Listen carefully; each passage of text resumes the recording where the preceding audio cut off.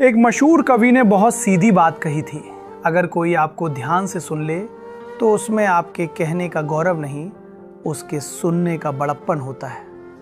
और शायद यही वजह है कि आज हम सब खुद को बहुत छोटा महसूस कर रहे हैं, क्योंकि हम बोल तो बहुत रहे हैं पर सुनने वाले धीरे धीरे खत्म हो रहे हैं। हम एक ऐसे समय में जी रहे हैं जहां हर किसी के पास कहने के लिए बहुत कुछ है पर समझने की फुर्सत नहीं।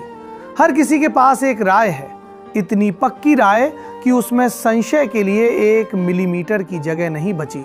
हम तय करके बैठे हैं कि सच क्या है, और जो हमारे सच से अलग बोले या तो वो बिक चुका है, या देशद्रोही है, या मूर्ख है। बीच का आदमी आज सबसे ज्यादा अकेला है। पढ़ने से डर क्यों लगता है?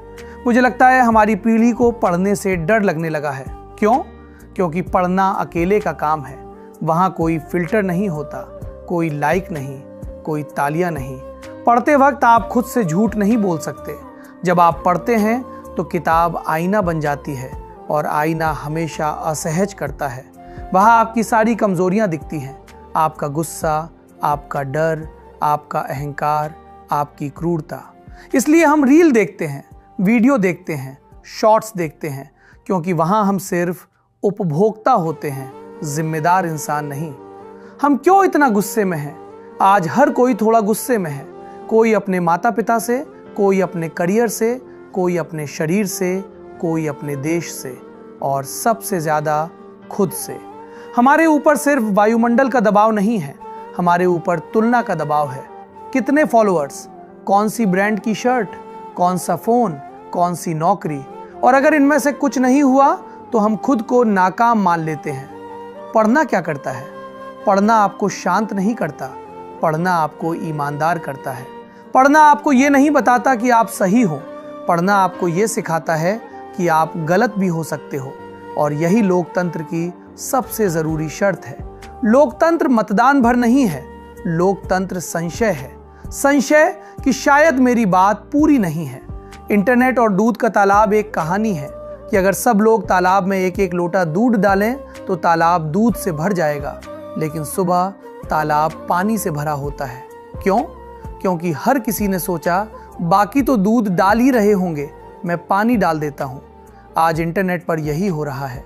सब रिप्रोड्यूस कर रहे हैं, कोई ऑब्जर्व नहीं कर रहा, कोई 5 दिन खुद जाकर देख नहीं रहा।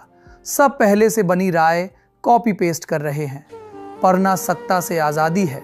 जब आप किताब उठाते हैं तो कोई सरकार आपकी निगरानी नहीं कर रही होती, कोई एल्गोरिदम आपको ये नहीं बता रहा कि अगला पन्ना क्या होना चाहिए।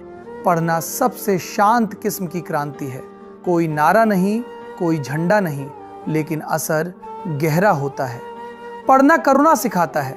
जब आप पढ़ते हैं तो आप दूसरों का मजाक कम उड़ाते हैं, आप बूढ़ों से थोड़ा नरमी से बात करते हैं, आप बच्चों को थोड़ा ज़्यादा धैर्य से सुनते हैं, और सबसे ज़रूरी, आप खुद को माफ़ करना सीखते हैं। पढ़ो, कहीं से भी शुरू करो, किताब से नहीं तो चिट्ठी से शुरू करो।